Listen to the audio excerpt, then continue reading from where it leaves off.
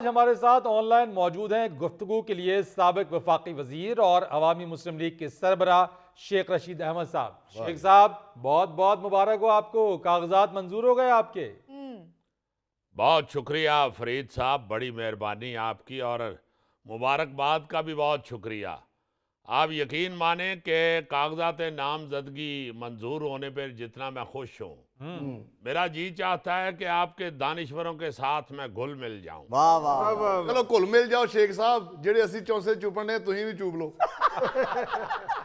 ਇਹ ਤੁਸੀਂ ਚੌਂਸੇ ਚੂਪਨੇ ਚਾਹੁੰਦੇ ਹੋ, ਅਸਲੀ ਚੌਂਸਾ ਤੁਹਾਡੇ ਮੂੰਹ ਨਹੀਂ ਲੱਗਣਾ ਚਾਹੁੰਦਾ। ਮੇਰਾ ਮਸ਼ਵਰਾ ਹੈ ਚਮਚੀ ਨਾਲ ਖਾ ਕੇ ਦੇਖੋ, ਸ਼ਾਇਦ ਉਹਦਾ ਮਜ਼ਾ ਆਏ ਤੁਹਾਨੂੰ।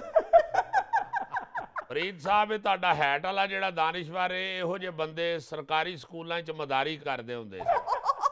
ਉਹ ਕਾਗਜ਼ੀ ਸੇਵੀਆਂ ਖਾ ਕੇ ਫਿਰ ਮੂੰਹ 'ਚ ਉਹਦਾ ਰਿਬਨ ਕੱਢਦੇ ਹੁੰਦੇ ਸਨ। ਬੱਚੇ ਜੇ ਜ਼ਿਆਦਾ ਜ਼ੋਰ ਦੀ ਤਾੜੀਆਂ ਮਾਰਦੇ सन तो हैट चो कबूतर भी काटते सन।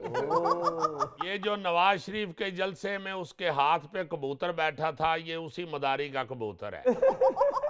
शेख साहब, आप कहते हैं कि वो मदारी का कबूतर था, पर मियां साहब के चाहने वाले तो ये कहते हैं वो फतह का कबूतर था जो उनके हाथ पे बैठा था। पुत्र तेरे वर्गे कबूतर दे मालक नू लकवा होवे तो सब तो पहले छुरी तेनू ही फेरदा है। शेख साहब, आप तो सचमुच मेरे दानिश्वरों से घुल मिल गए हैं। आप तो बात कर रहे थे कागजात नामजदगी मंजूर होने की। फरीद, ये कागजात नामजदगी मंजूर होने की जितनी खुशी है मुझे, इतनी माजी में कभी इलेक्शन जीतने की नहीं हुई। अरे वाह। आप देखें कि आरोज की ये कितनी खौफनाक साजिश थी, मगर मैं अदालतों का मशकूर हूँ। आप देखें इल्जाम क्या लगाया गया है कि मैं मरी के एक रेस्ट हाउस में रहा हूँ। आप यकीन माने मैं कभी मरी गया ही नहीं। और इल्जाम ये है कि मैंने 942 रुपए का एक बिल अदा नहीं किया। और भाई, मैं 16 मरतबा वजीर रहा हूँ और आप मुझ पे मुद्दा डाल रहे हैं 942 रुपए का। चले आप 950 ही पूरा कर लें। मैं आपको क्या बताऊं कि मैं 50 साल में कभी भी किसी रेस्ट हाउस में ठहरा ही नहीं हूँ। फरीद साहब, मैं अवामी आदमी हूँ, मोटरसाइकिल पे फिरने वाला बंदा हूँ। मैंने कभी ठहरना हो कहीं तो थड़े पे अपना बिस्तर बिछा लेता हूँ। मैं तो अपना बिस्तर घर से लेके निकलता हूँ। मुझे तो मोहल्ले में कई बंदे पूछते हैं, शेख साहब तबलीग से जा रहे हो? बल्कि मुझे अच्छी तरह याद है, मैं इसी तरह एक थड़े पे बिस्तर बिछा के सामने दुकान से मोबाइल का इजी लोड करवाने गया हूँ। अच्छा। वापस आया हूँ तो मेरे बिस्तर पे एक मलंग सोया हुआ था। मैंने उसे कहा, भाई ये मेरा बिस्तर है। कहता है, शेख साहब बिस्तर आपका है, मैं इस थड़े पे पिछले 4 साल से सो रहा हूँ। आप यकीन माने फरीद साहब, मैं 2 दिन उसके सराहने खड़ा रहा हूं, मैंने उसके नीचे से बिस्तर नहीं निकाला। क्यों शेख साहब? देखें फरीद साहब, कभी भी एक मलंग दूसरे मलंग को तंग नहीं करता। ये याद रखिएगा फरीद साहब, जिस मुल्क में 2 मलंग लड़ पड़े, उस मुल्क की धमाल खतरे में पड़ जाती है। ये क्या फलसफा बयान कर रहे हैं शेख साहब? फरीद साहब, मैंने हमेशा अल्लाह के फजल से अपने मुल्क की धमाल बचाने के लिए सीज फायर किया है। वाह वाह शेख साहब, इस वक्त आप सियासतदान कम और पप्पू टोलाला ज्यादा लगे हैं। फरीद साहब, आप मुझसे कसम ले लें, मैं कभी रेस्ट हाउस में रहा ही नहीं। हाँ, अगर अरेस्ट हाउस की बात करते तो मैं मान भी लेता, क्योंकि अरेस्ट तो मैं कई मरतबा हुआ हूँ, मगर रेस्ट तो मैंने कभी किया ही नहीं है।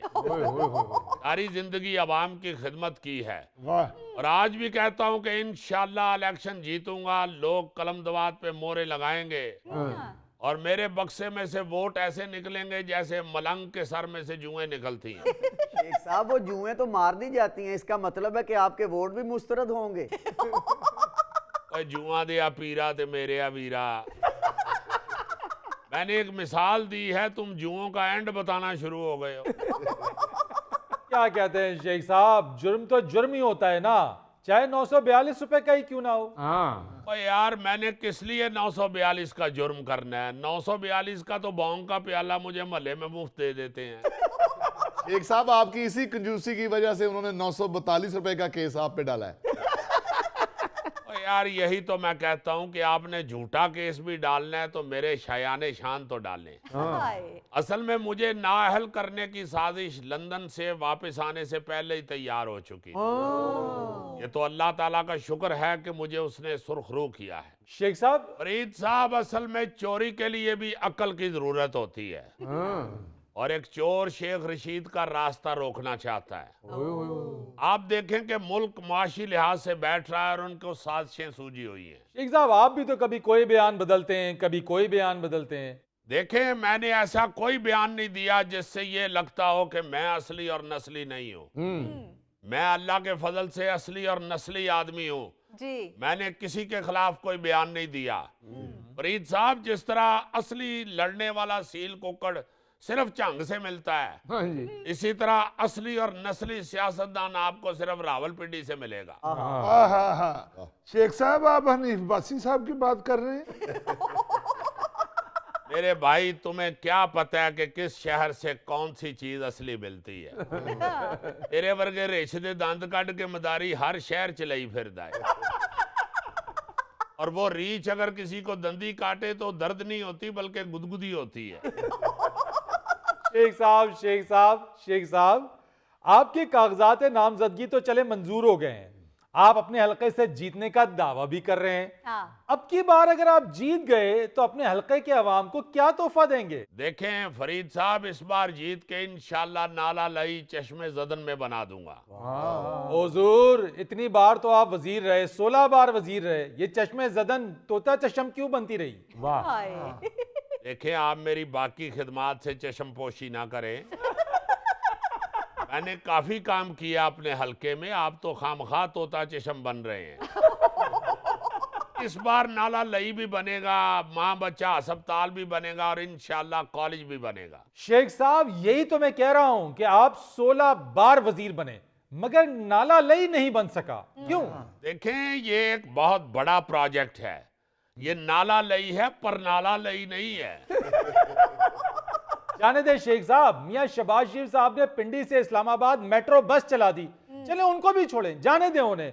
ये निगरां वजीर आला पंजाब मोहसिन नकवी साहब, इन्होंने रिकॉर्ड टाइम पीरियड में 36 काम करवा दिए और आपसे एक नाला नहीं बन सका। अरे तो सुन नहीं सकते। नहीं, मैं आपको वजाहत पेश करता हूं। देखें, बात यह है कि मैं जब इसका आगाज करने वाला था तो मुझे पहले मिस्त्री ने कह दिया था कि शेख साहब, ये कोई छोटा प्रोजेक्ट नहीं है, ये प्रोजेक्ट आपकी कम से कम 17 वजारतें लेगा। 16 गुजर चुकी हैं, अब 17वीं दफा इंशाल्लाह वजीर बनूंगा तो लाजमन नाला लई बनेगा। शेख साहब, उस मिस्त्री को दोबारा फोन कर लें। मटेरियल जितना महंगा हो गया है, ऐसा ना हो कि नाला लई 18 वजारतें ले ले।